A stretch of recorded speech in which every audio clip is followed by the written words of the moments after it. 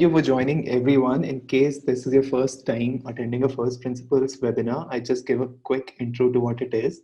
It's a product series run by Gojek, a series of webinars where we reach out to people like Shivangi today to discuss their learnings of building different sort of products with us.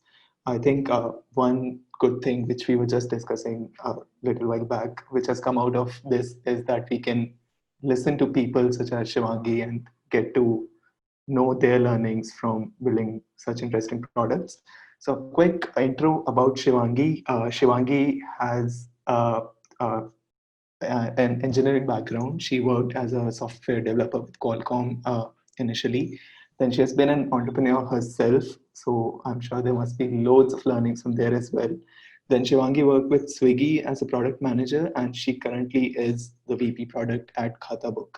So the really interesting thing, which Shivangi would share with us today, is her experience from building Swiggy for tier one audience majorly, and her experience of building for tier 2 and 3 with Khatabook.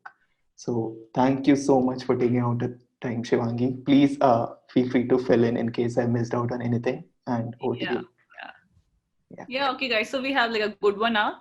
I am like a fast talker, so I think the deck should, though the deck is like loaded with a lot of examples and content, I think we should be able to finish it in 35 minutes, and then we'll open up for Q&A. Sure, So sounds I'll good. be sharing my screen and yeah. Ooh, yeah. So what we're discussing today is, how to build products for the next billion users.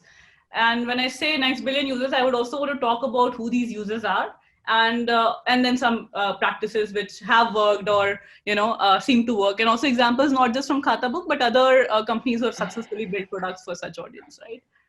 Okay. So a little bit intro about myself. I think like you already covered a bit, but yeah. So yeah, I'm a software developer by origin. Was a software developer at Qualcomm for some time, and then I started out a company with my college senior called Tazo, which was into micro mobility. I think I was just 22 then, and we weren't ready for what like the company becomes. I was like very pleasantly surprised. It was a like amazing journey, and we ran the company for about 3 years. We had to shut it down because of some runway issues. But yes, like a wonderful experience there. And that's when I moved on to Swiggy. I worked at Swiggy for a long time, did like bunch of stuff there, and very recently, I think 6-7 months now at Khatabook. So a little bit about Khatabook we'll discuss in the slide also. But Khatabook is like a year and a half old company, and currently based out of Bangalore. We have like close to 8 million merchants, doing good. Started out as a ledger app, but not planning to do a lot more.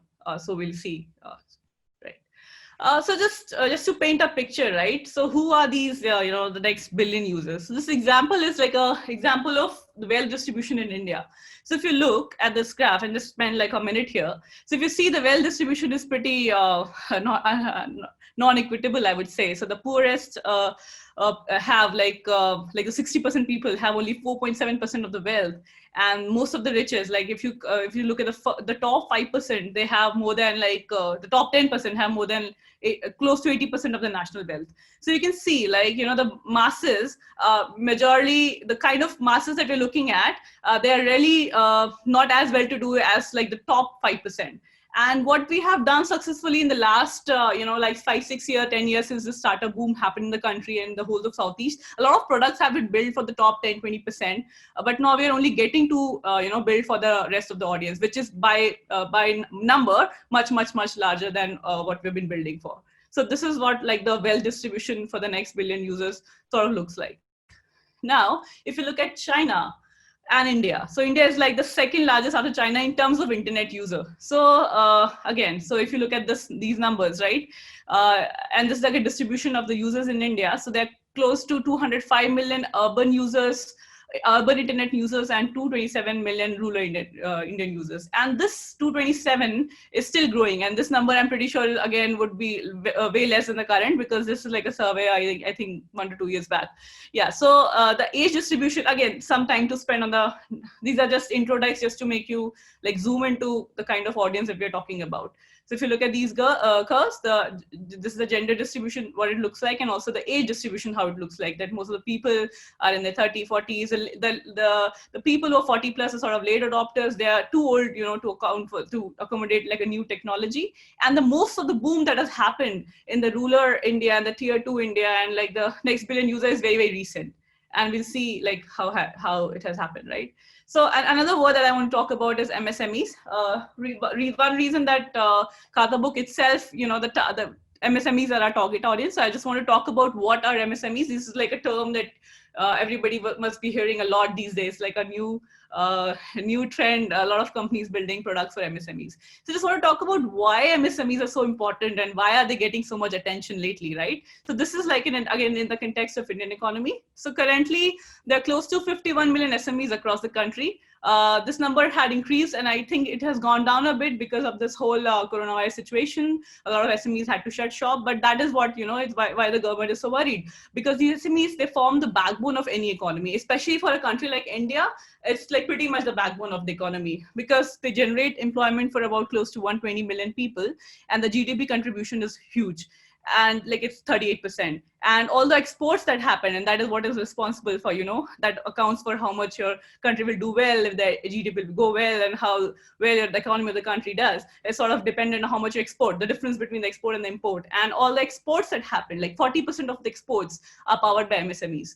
So you can imagine the kind of the kind of population that we have. Why are MSMEs so important? So every year, what happens? Government declares that what are MSMEs. They define what are MSMEs. For example, they would say like micro is this much, like this much investment, this much this, the small is this, and medium is this. Now this keeps changing. I just wanted to show like a very recent picture. So this is what the government of India released I think a month back, the latest definition of MSME in the country.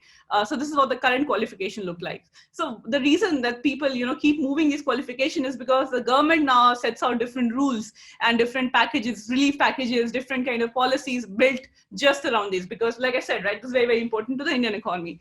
So this is how the new distribution of MSMEs look like. You can just, just have a brief look here. Like for example, it's based on investment and also on the turnover. So basically they look at what kind of investment your setup has, what kind of turnover it has, and then they break it down into micro, small, and medium, and combine all these things are called MSMEs. The reason about talking about MSMEs is at Khata book, this is our target audience that we're building for. Cool. Now we're actually starting now. So how do we actually, build for this audience? So I'll take you through a series of things that we have found working, for this kind of audience. And some of them might feel like you might have heard before, but the context changes as soon as you apply the same principles across tier 1 and tier 2. A few things change, a few examples change, a few approaches change. What remains though, there are a few things which are similar, which the basic principles of product making still apply, but I would be mostly talking about the differences today. Right. So the first one, a line which might almost all of you attending must have heard, is like, get to know your users. So when I say get to know your users, it might sound like, obviously, if you're building for someone, you have to get to know them. But what becomes tricky here is because you are not the user. You probably who are sitting behind your laptops, you're coding, you're designing, you're making the product, and business, marketing, whatever, whoever you folks are, you definitely are not the next billion people. You are the people who are actually creating technology. So you're way ahead of the curve, and you're probably in the first 1 to 5% of any this kind of economy, right? So you might think but you actually don't know a lot about your user. If you like, so when I moved out from Swiggy and into Khata book, I don't come from a business family, and it was very hard for me to even grasp that why would like credit or something like that, like a ledger, would such a big feature that 80 lakh people are using it. But then I spent a few days on different shops and realized that, oh my god, I don't know anything about these people. Their lives are different. The way the credit the big role that credit plays in their life is for a person like me, who has never been in has never owned a shop, or never has a relative, or never has that kind of background, would never understand. Also, there were very surprising things, like when we were building out of certain features. Okay, how do we make sure that, how do we reach to our end customers better, and maybe the end customer has more money than the shopkeeper. We realize sometimes in tier 2, tier 3, tier 4 cities, the people who own these shops, right, the grocery shop, these small shops that they have, they are the more well-to-do people in that area. In fact, their customers that these people have are poorer than them. So this itself changes a lot of things. We might think we're building like a feature which would connect us to end customers, but most of the end customers don't even have a smartphone. They have a feature phone. So because these merchants are the best of the community, they still have more access to internet compared to the rest of the customers. So things change drastically. For example, if you look at Swiggy, mostly the people who are ordering food are much more well-to-do than the restaurant, unless it's a big restaurant chain. The person who are running a small restaurant, that person lives on a margin, and after the commission they pay, it's a they operate on a very slim margin. And similar thing happens for the kirana owners. But for the kirana owners, the customers themselves are not very well to do. So like what I'm trying to say is, like, you are definitely not a user, so it's very important to get to know them. And you can't and the same concepts don't apply. Again, this overlap, right? What you think the users do and what actually users do, there is obviously an overlap. But I would say that overlap was much more higher for a company like Swiggy, because I myself, I'm a power user of Swiggy. So I would know, like, while designing, the app, and I get a new product in my hand, you look at it and you sort of know whether it works or not. You have this voice inside your head that it's easy for you to step into a user's shoe and figure out whether it's working or not. That just does not work for whenever building for the next billion kind of users, because the overlap becomes very less. You don't have the same background. You have a very different sense of aesthetics also. For example, the kind of colors that I would just say no to, I've accepted designs for it at Khatabook, because the kind of if you look at TikTok videos, which become popular, the kind of raw element that these videos have, or the kind of aesthetics, the kind of colors which would appeal to these audience, might be very different from your liking. You might see a red color something and you say, oh my God, I hate it. I won't even put it in my app. Like, if you have a designer sensibility, but you'll have to keep all your personal biases aside and really have to understand the user. So it's easier said than done, but it's very hard to get the overlap higher. So what can you do to get the overlap higher? Is basically a user testing. So we do a lot of user testing. In fact, what we do is we do have these lots of merchants which we're very familiar with over WhatsApp and personal WhatsApp. So the product team, many times they send like a prototype to them and they try to take a feedback. Many a times these people go and sit on shops with the shopkeepers and run a day through them and see whether it's working out for them or not.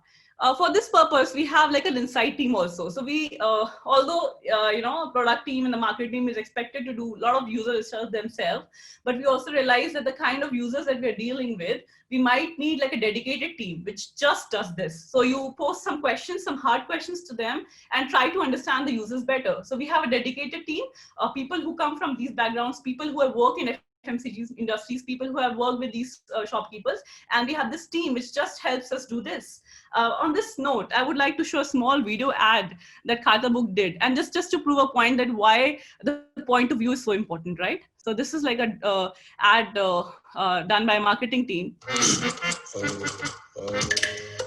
एक toothpaste है ना? कौन सा? Herbal? एक minute, college की बात किया, मजा आया था। अंकल, 2 कोला और 2 चिप्स। ठीक है। नहीं अंकल, 2 कोला और 1 पैकेट चिप्स। ओके। हेलो। और फिर क्या हुआ? ऐसा मेरा 2 किलो चावल, 2 किलो शक्कर। एक मिनट, अंकल, मेरा चेंज। खाते में लिख लेना। चले भाई छुट्टा। एक मिनट, माल गिन लेना और आपका बैलेंस 60,000। वो पैसे तो भेज दिया, 1,000 बैलेंस। ना बॉस ने बोला नहीं मिला।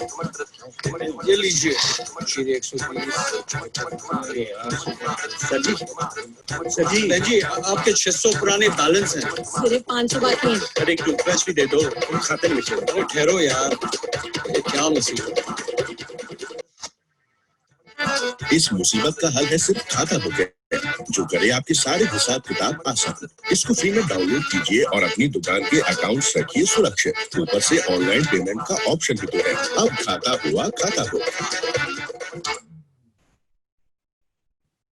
Yeah, I hope I've stopped the YouTube. Just a second. Yeah, cool. Right. So the point that I was trying to make was, if you see this ad, this was made mostly from the point of view of how the shopkeeper views the world.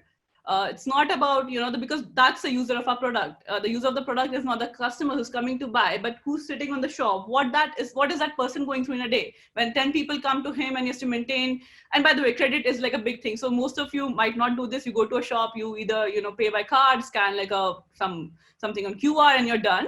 But this is now how it works when you go into tier 2, tier 3. Credit is like a big part of the cycle. Like I told you, right? The customers mostly are also not very well to do. So they do take a lot of things on credit. But more than that, the whole supply chain sort of runs on credit. So there's like a brand, like a HUL or like or a PNG, and then there are distributors for those brands, and then there are these retailers, right? So what happens? All this runs on cycle. The distributor gives the goods to the retailer, and then they don't charge for it, and it's mostly on credit, and then the credit comes in the next cycle. So the whole sort of industry, and not just FMCG, runs on credit cycle. It also changes from industry to industry. For example, if FMCG is has I would say the shelf life is higher than for say things like milk. So milk is like a thing that you have daily runs and use daily, right? So there is less credit there.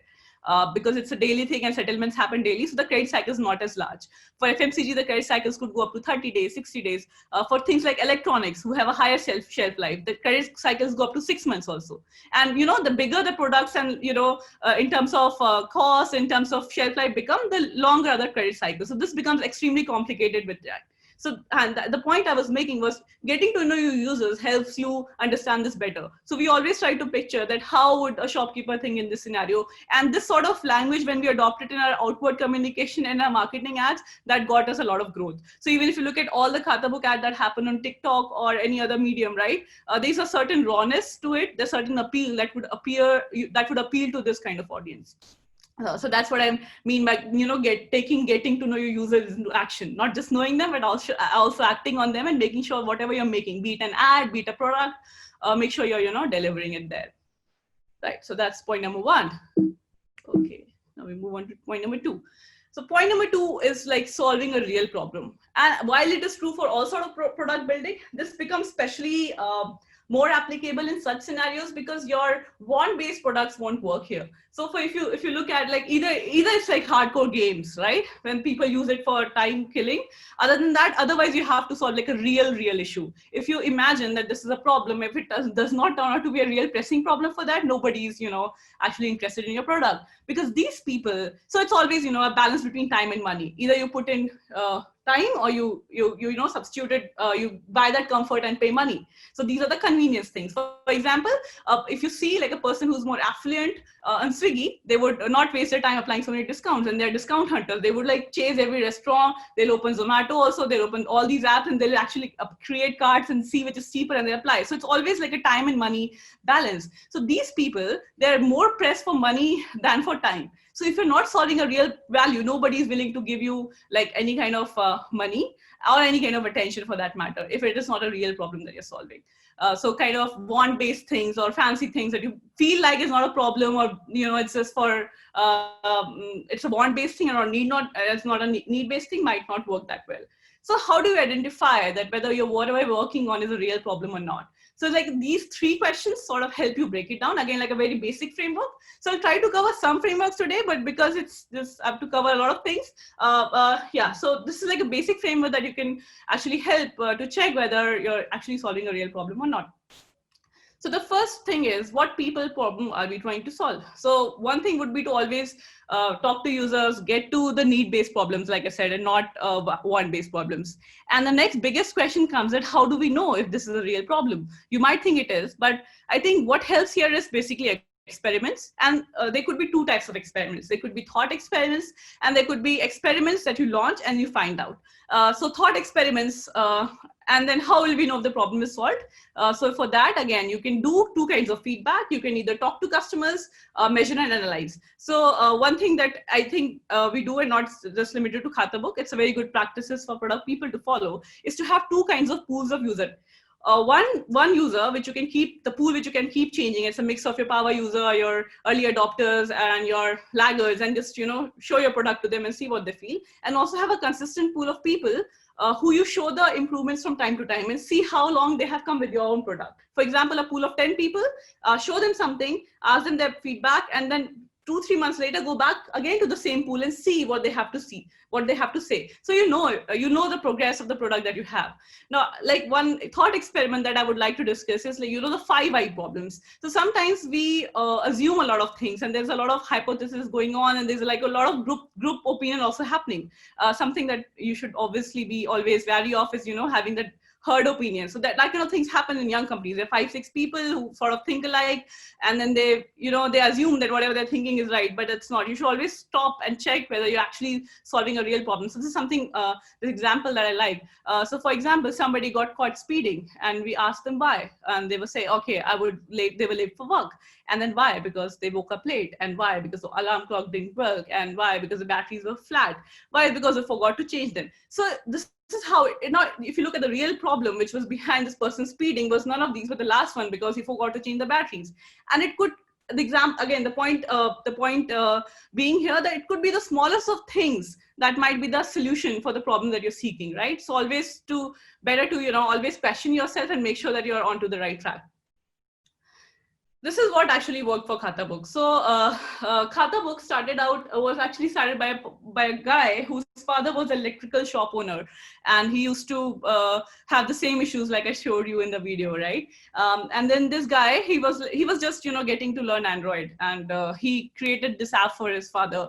And very soon it got like 50,000 downloads. What it was just like a calculator app, a very, I would say like a very vanilla version of Splitwise if I were to, and just recording like what goes, how much do you and how much the other person knows.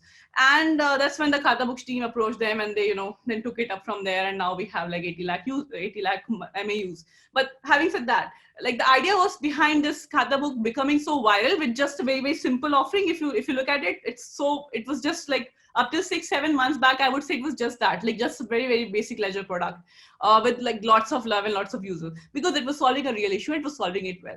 So that's why even Khatabook, became, saw that growth that it saw. This is an example of more recent times from Khatabook. So again, as an example of solving a real problem, right?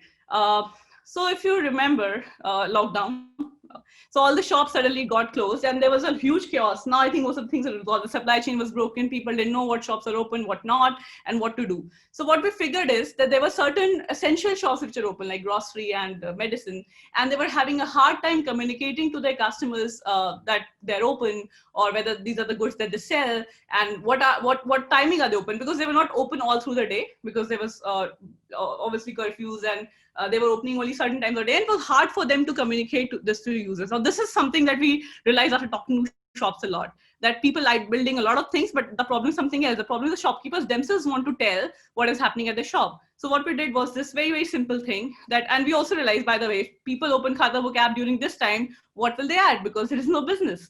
So we thought, like just a small thing which says, are you open? And if you're open, you click on it, and then they say that, okay, you can share your shop details. Now comes a very, very simple flow, which asks you basic questions like, what type of shop do you have?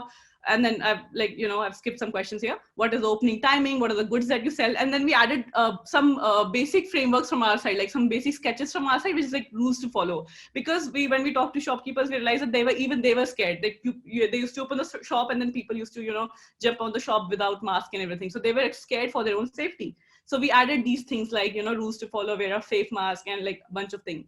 And then we also added like a call out for digital payments. And when we launched this, we saw like lakhs of shares and downloads very soon. So the idea was actually, it was because it was so simple. It just took like, I don't know, like 3-4 days to build. But the idea was it was based on a very, very simple real problem. And that's what I'm saying. It's all about identifying a real problem and then solving it. So the solution need not be really great, but if you've done the identification of the problem really well, then it solves the rest of the things for you. Okay, now this is sort of very, very important for tier 2, is spelling it out. And I want to, when I say spell it out, that means making it very obvious for those people to operate your product. This is why. So if you look at what has happened in the last 4 years, the online population is jumped by 13% in India. This is probably like the highest. And same for other Southeast Asia countries as well, by the way. So a lot of population has come online in the last 4 years. Now, what happens when such population, why this happened in India is basically primarily geo. So if you look at last few years were like a mobile internet boom in India. So if you look in 2016, this is the before geo time, there was like a 20 CR/GB usage of data per month, and that has gone up to 370 crore. That's a huge increase. Reason being because Jio made it free and affordable for those people.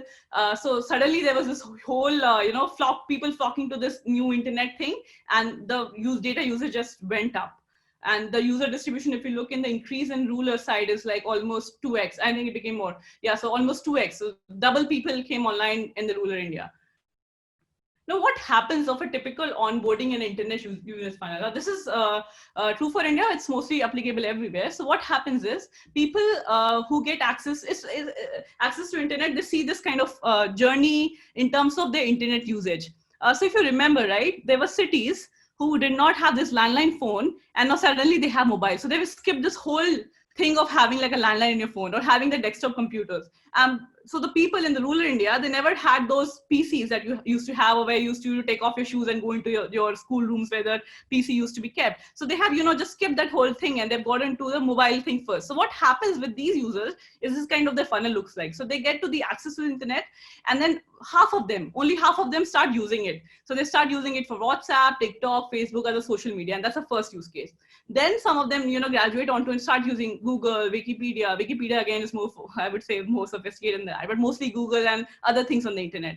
And then they get to the stage where they can start using basic services. And active consumer buying comes way later. So if you're assuming like a person to order goods online by Amazon, then you're way down in the cycle. It's not that obvious to them. So this is how, this again, like after a lot of studies that compiled from different sources, this is how like a usual like, internet usage funnel looks like. Now, what that means that these people are mostly looking at internet for the first time. The people who are using your app. So we also found out what kind of users who use Khatabook, what are the other apps on their phone. So the most common ones were things like TikTok, Facebook, WhatsApp. So like, so mostly you are mostly talking in the, the zeroth or the first bucket. So these people are mostly the first time internet users. Now, because these guys are mostly first time internet users, it's a huge onus on the people who are developing product to make it very, very obvious for them. So you have to make sure that you make it very obvious. Now, there are a few things that you can do, but this has to be more like a philosophy in your head. Like whenever you're designing something, whenever you're thinking of a product, you always think that what can I do to make it most simple version of what it could be, and the most spelled out version.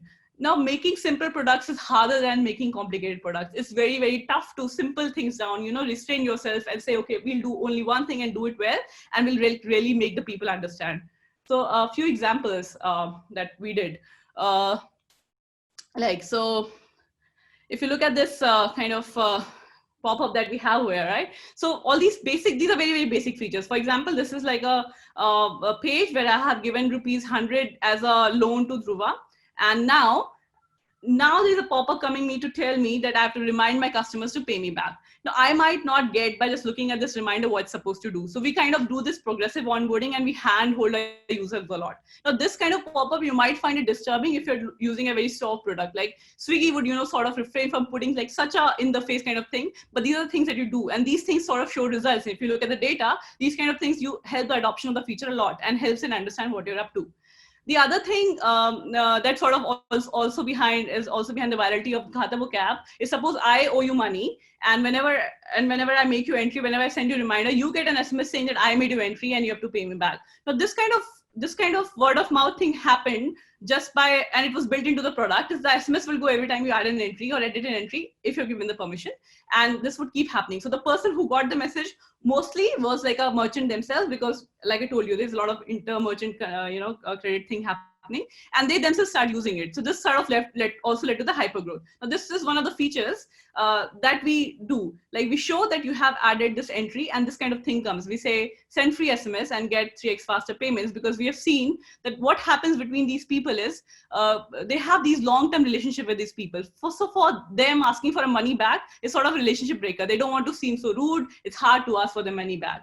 But when it's like a automated thing going with a shop name, seems formal and yet does the job, right? So this is the kind of thing which helps them understand that why sending SMS is important. So kind of things, some examples which have worked for us. Yeah. So one principle that I always tell my product managers to do is like have like definite self-settledness in your thoughts. Make sure your thoughts are like very refined. You've thought through a lot, but your actions are very obvious. So after thinking a lot, what you do should not be like subtle. You can't do a small animation and assume that these guys will get it and you see wonders. You have to be really obvious.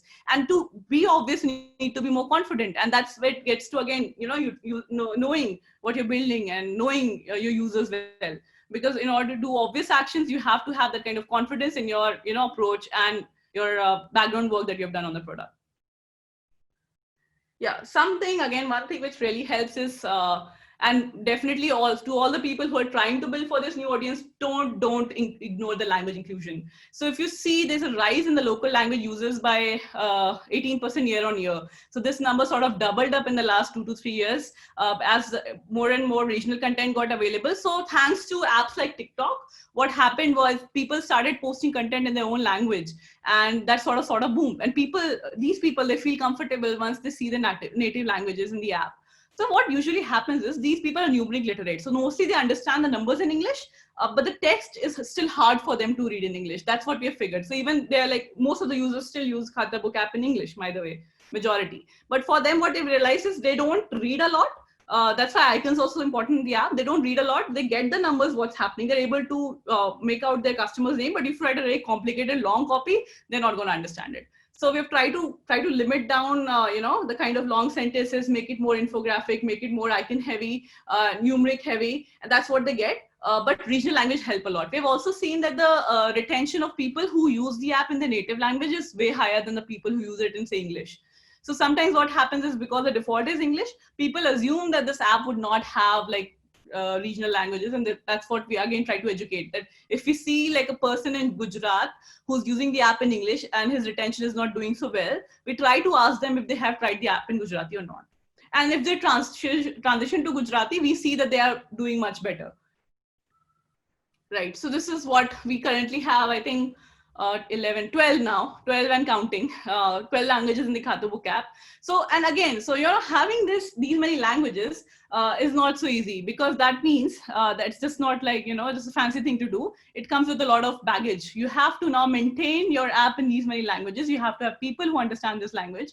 You have to make sure that your designs are scalable, because a copy that you write might not scale that well across each and every language. So your designs has to be scalable. Your tech systems have to be such that they're robust across these. There are multiple overflow issues, the content quality. So for example, we didn't have in-house content when we were like way back when we were like still still young, but yeah, younger than today.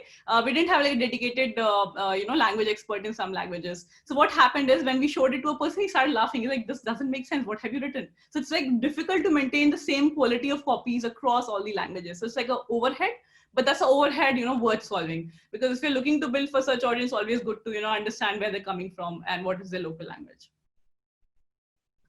Yeah, like I told, regional language lead to higher retention and more engagement also. Right. The fifth thing, which is not very obvious, but sort of helps, is basically gaining the trust. Now, this is like a typical pyramid of trust. So it starts with like somebody who's using your services, suppose no trust in you. And then the next step is, baseline relevance and trust needs that can be met.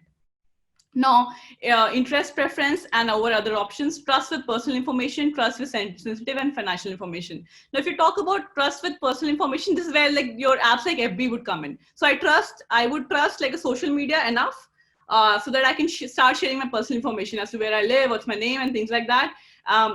Then trust with financial information is like really tricky. For me to add my bank account to an app, I need to trust it. Now, for us, we have to, it's hard because we have to take a person who has not, faced internet so much, and then suddenly ask him to share all his financial information for us. So that's tricky. So that's where you have to operate. So that means you have to build that much level of trust that people feel comfortable with you. They start sharing their basic information, and then they start sharing your personal, your financial information with them. And then what happens if they're that comfortable with you? And for example, an example of Khatabook would be people who are comfortable sharing all the records with you, and they've added your bank account and they're using your payments ecosystem. They then, they have a willingness to commit to an ongoing relationship. The person who has migrated all their 2-3 months of books with you, unless until you royally don't mess it up, they will most likely not leave you. So that's what happens with Khatabook also. People who retain with us for 2 to 3 months, they sort of hang around. And if they leave, then it's a big thing, and we try to figure out why did they leave. But mostly the people who kind of cross this hole and reach the top of the pyramid are there to stay. So this sort of pyramid is very important whenever you're trying to build any kind of product, more so for this kind of audience. Why? Because if you look at them, right, these are the people who have been usually let down by the governments, let down by the upper side of the society. They have not been prime focus of most of the policies of the government or in general the society for decades. It is now only that startups are behind them, trying to better their life, giving them tools and all. But this was not the case like 5 to 6 years back.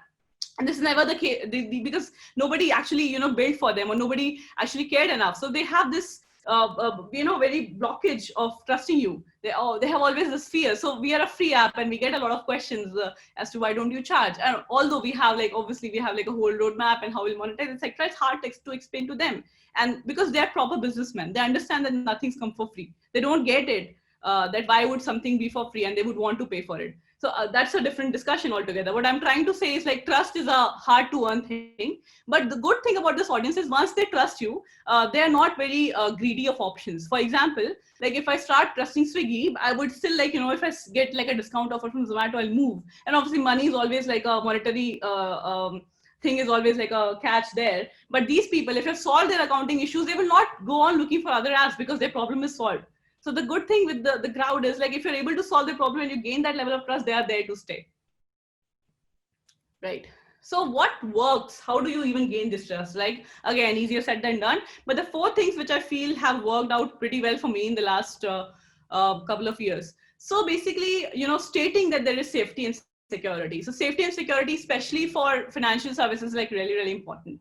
And then giving social proof. So if you look at the this thing on the side, it's just I think it's an old one, yeah. But so it's a landing page that we have, the onboarding page that we have before logging, right? So if you look at it, the elements there. So first we have this guy who's any guy from your nearby shop. It could be your kirana wala, some kind of association that you can form. Then you tell about the value proposition. If you see on the top, there's always this English kind of thing written where you can change language. I should have taken on a more recent one because all this has improved, by the way.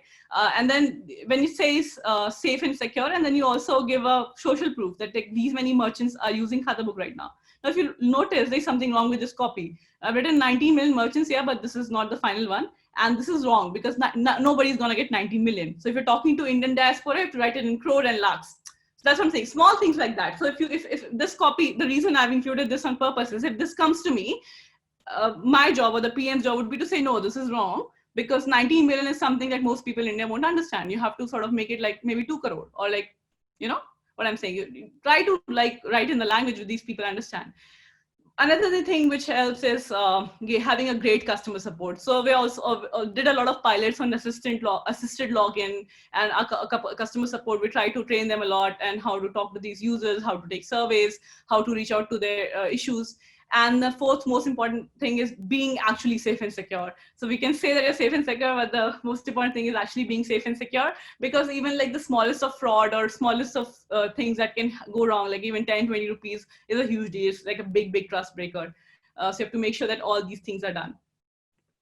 Now, that's the reason we also sort of got Dhoni on board. Dhoni is a much loved celebrity across North and South states of India.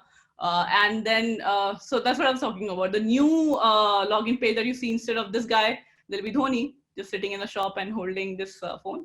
So the idea is, again, to build that trust. And celebrities kind of do it.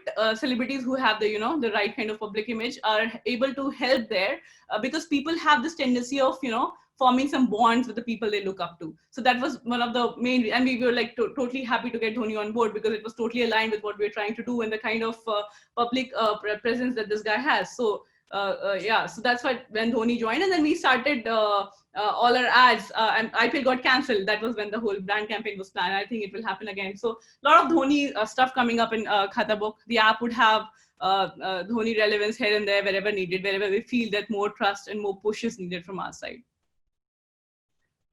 Yeah.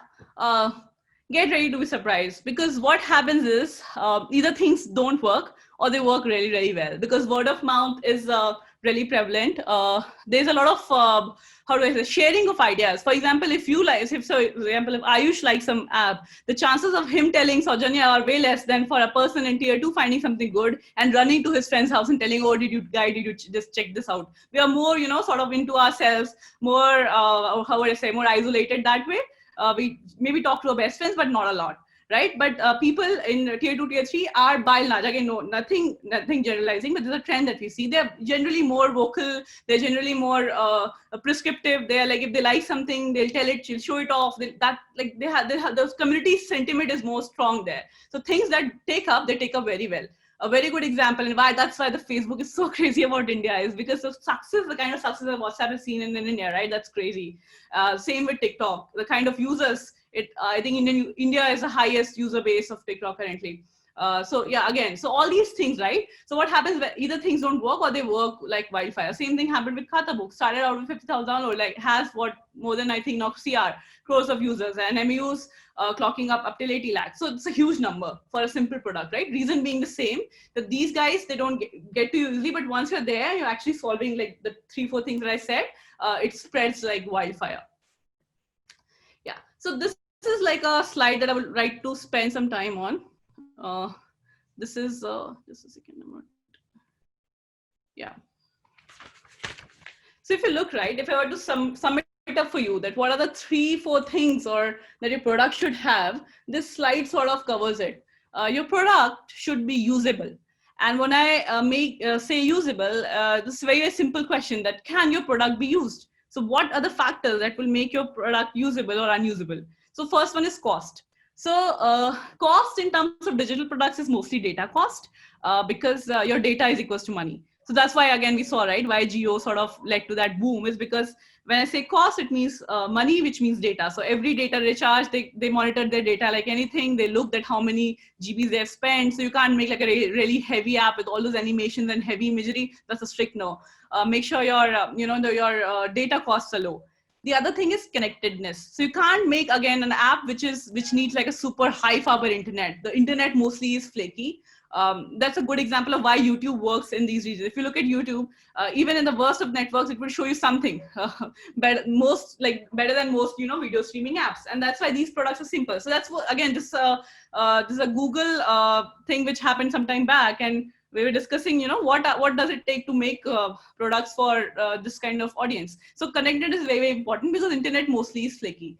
Then the other is compatibility. Compatibility, when I say, it mostly translates down to mostly low, low-end phones.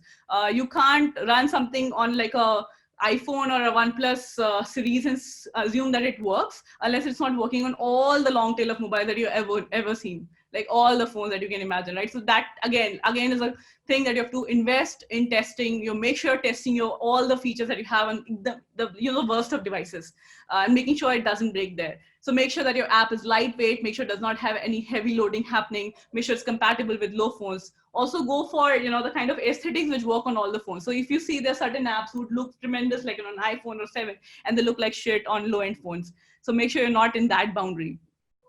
Then the other bucket of things to look for is your product valuable?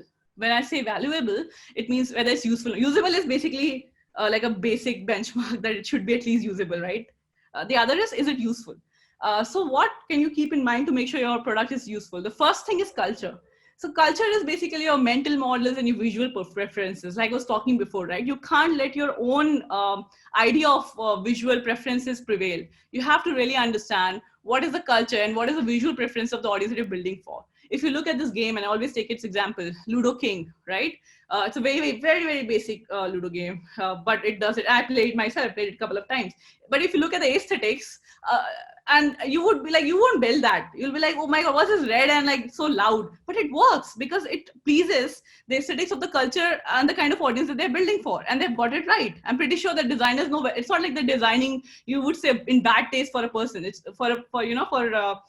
it's not bad taste. It's just a different taste. You have to understand that your own aesthetics don't apply everywhere. So that's like it was a huge, relearning period for me also, because, you look at Swiggy and how well it is designed, and versus the kind of design we're trying to get for Khatabook. although I try to keep it as as posh as I can keep, but there's only a certain limit that I can touch, because I know after that it will start. You can't make like a app like Cred for these kind of audience, is what I'm trying to say. You have to kind of make sure that your aesthetics are controlled, and you're not sort of letting it cloud your judgment. The other very important aspect is content, which I think we've covered, which is mostly the language barriers, understanding what kind of language will work, and also the tonality of the language. You can't, for example, if there's some connection issue happens, all right, or your backend is down, you can't say 404 not found, or you can't say server is not responding. That's just like really, really patronizing, because they don't understand what server is. There's no point of saying things which just don't make sense. You have to understand what kind of information you want to tell, and where do you don't want them to feel, oh my God, I don't understand. What is this something? Because they're scared of technology. You can't just go and tell them install that app. They're not that exploring in nature. They need to know that I have a problem in accounting. Can you solve this? And you have to say yes, and we'll solve it a simple way without making you feel like a first-time internet user, or without making you feel that you don't know how to use these complicated apps. Okay. The other is commerce, which is forms of payment. So you have to understand, again, this is sort of now not a problem anymore in India, I would say, because thanks to like the kind of payment fintech revolution which has happened, GPay coming in, now WhatsApp payment is also coming in. Paytm has sort of, after demonetization, led the whole thing there. So now people are sort of acquainted to kind of commerce angle of it, and that payment can be done online, but still there are a lot of reservations there. So this is sort of, I think everybody deals with this. And then the third thing is engaging. Is your product delightful? Now this is like basic. So you have your product usable. Is it useful? Now you talk about, is it really engaging? Will people come back to it? Do people feel happy after using your product? So the first aspect is a social aspect, which is the culture, the social cultural thing. Now you again have to look at the collectivistic culture. So like I said, this encourages sharing. So one of the things which Khatabook does on every major festival is they start like, so shopkeeper wants to remain connected with their customers, and they want to send all these good morning or happy Diwali and all these kind of things. So we help them create those things and share easily with their customers. And again, the Corona thing that I showed you, right? That's nothing but like me being very interpersonal with my customers and trying to say that I'm there, my shop is open, this is when you can come, that kind of all the features that we build, we try to think of the sharing angle while we're developing it. So when you're building, even if you're building an MVP, you don't say that, okay, we'll think of sharing later. You try to bake in sharing right there. Like if it's a feature, if I like, would I want to talk about to my customers? So again, there are a bunch of features that we are launching next month or so. They are very heavy on sharing. So sharing is something that we try to, account for the collectivistic social nature of the things.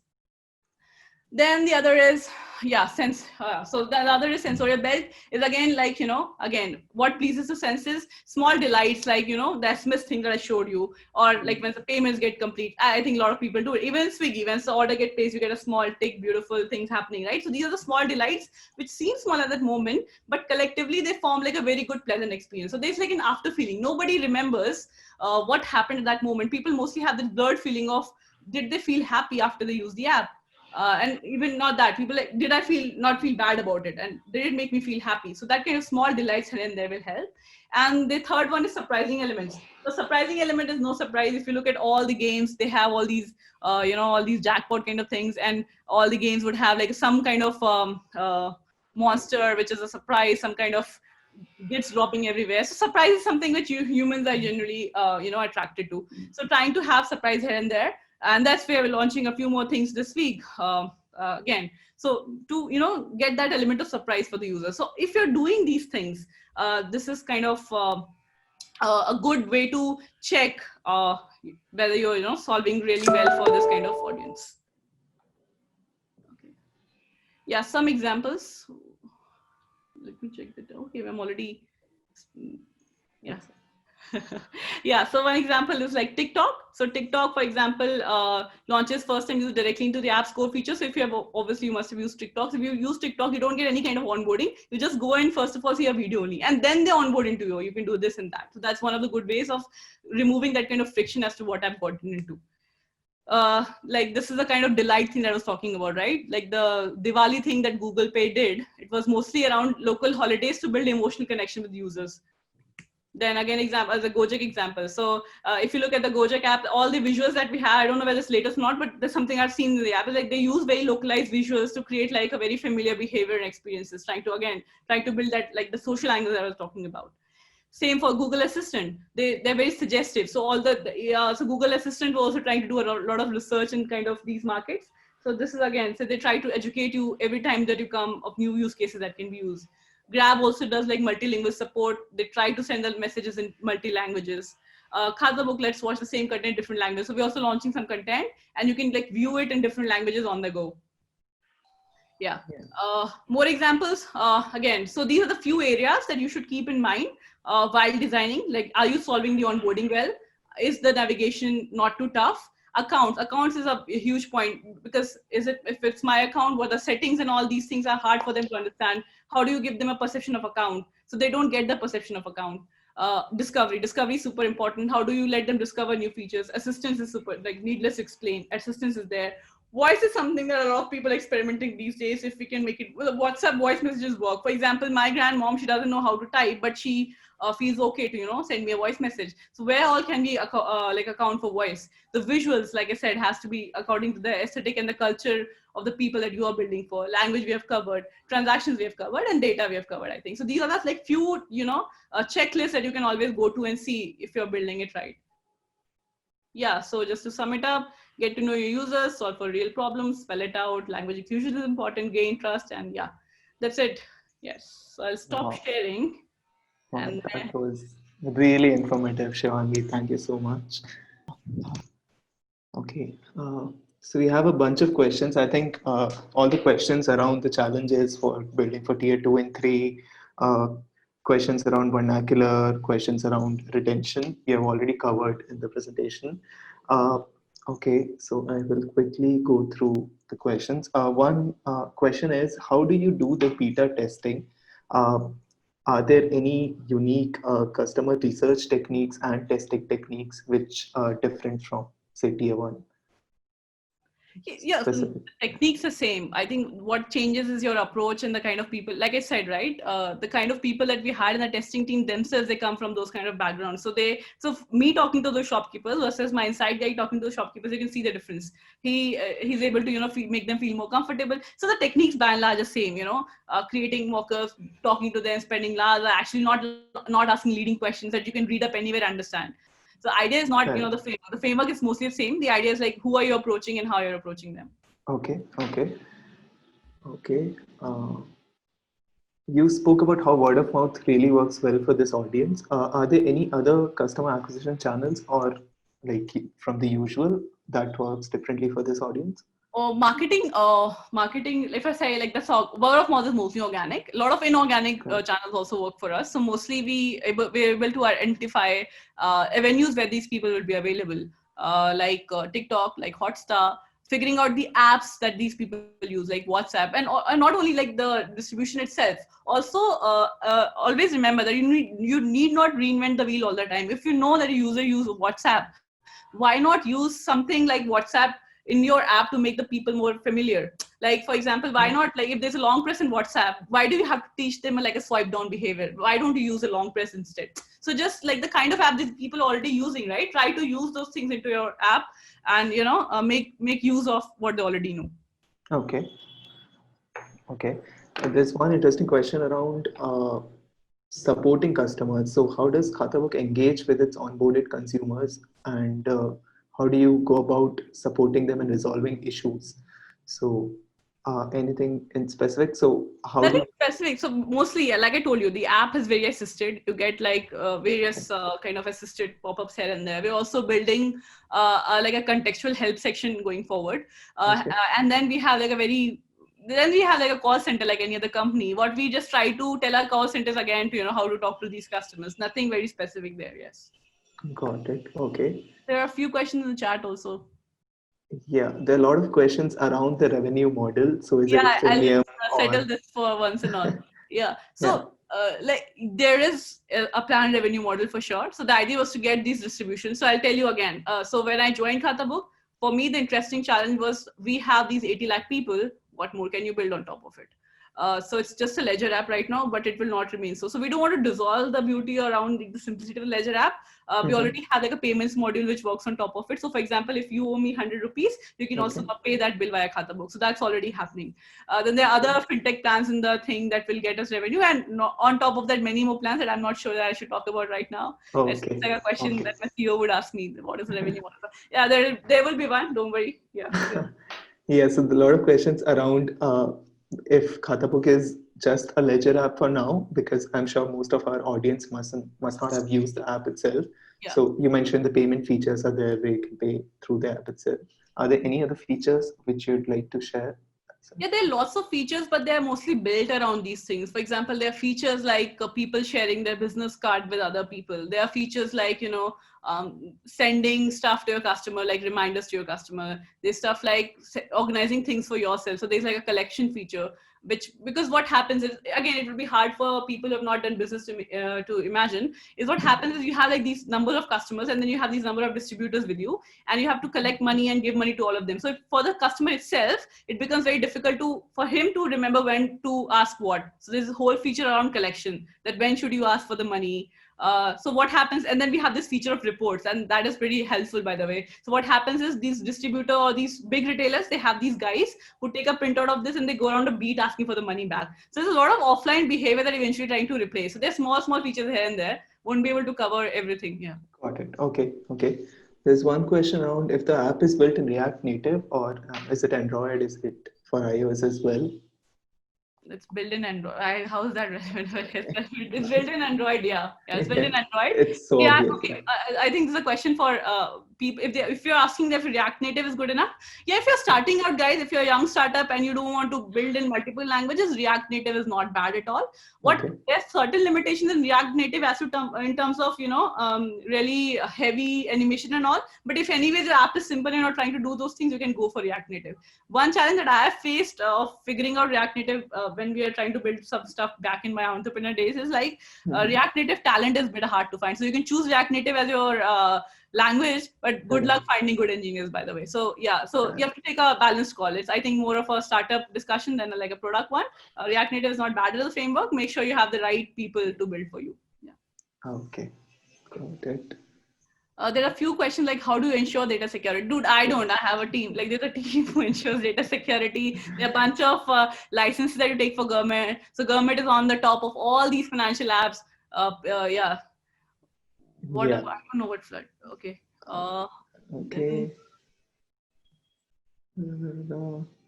So there's a question around authentication. Is it done through email ID or is it done through the phone number? I would discourage it because most people, like I said, don't use emails that usually. So what works is mostly OTP works. People, I think, have become very used to OTP. Like all the apps use OTP-based authentication. Plus, email doesn't solve a lot extra. If you want to take email, you can take it as a subsequent thing. The more steps you add, while the person is trying to install your app, onboard your app, the less successful you will be. So if you need something very critically, that's the only thing that you should ask. And the rest of the things, you should make sure you find the right place in the latter journey to ask those questions. Was the application easy to build within 3-4 days? I don't know. The earliest version might be, but yeah, today what it is, it's not. Obviously, we have people fighting over dev bandwidth all the time, so definitely not. Okay. Yeah, I think we have covered majority of the questions with that. For those asking if the recording would be shared, yes, we'll share the recordings in a couple of days max. I'm just sending the meetup group, which we have for First Principles. If you can join that group, we post all the updates there about new sessions, the recordings, etc. So here is that link. And let's see if we've missed any relevant question.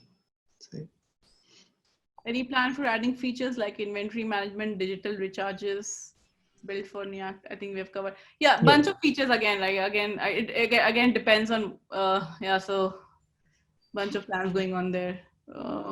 Okay. Dedicated researchers or PMs, like I told before, so we do have dedicated researchers. Basic research, obviously, a PM is expected to do, but there are certain questions about trends and user behavior, which is not very easy for the PM to gauge. For that, we do have a dedicated research team. And like I said, these people come from those kind of backgrounds, and we do also have a pool of very loyal users who have been with us for a long time, and they also give us a lot of insights. Done. Okay. What are your responsibilities as VP? Oh, yeah, okay, that's a good one. Yeah, I think I would like to like just say one thing. Like, obviously, there is a lot of responsibility. Khata Book is a product company. Everything that happens on product. So be anything, right? It's like a lot of work. But I would say that everything is solvable if you have like a good team. So I spend very considerable part of my time on hiring, and now that the team is hired, b upskilling them. So because if you don't scale them, right, they'll only so far you can go with people who are not upskilled. So I spend very large amount of my time actually making sure that it's okay if my PMs make a mistake first time. It's okay to make mistakes and learn, rather than be like being overprotective or not letting them experience the things themselves. So the idea is to build things, break things, learn fast, and build even a better thing the next time. Yeah. Correct. Okay, I think that's our time as well, Shivani. We Thank completely you. in time. Yeah. Thank Thank you so much once again for taking our time. This was really good. Yeah, for those asking for recording, I've shared the meetup link, meetup group link. We'll post the recording there, and you will get a small feedback form at the end of this. Please, it will take 2 minutes top, so do fill in the feedback. Okay, with that, Thanks, we'll guys. end this. Thank you so much, Shivani. Thanks. Bye.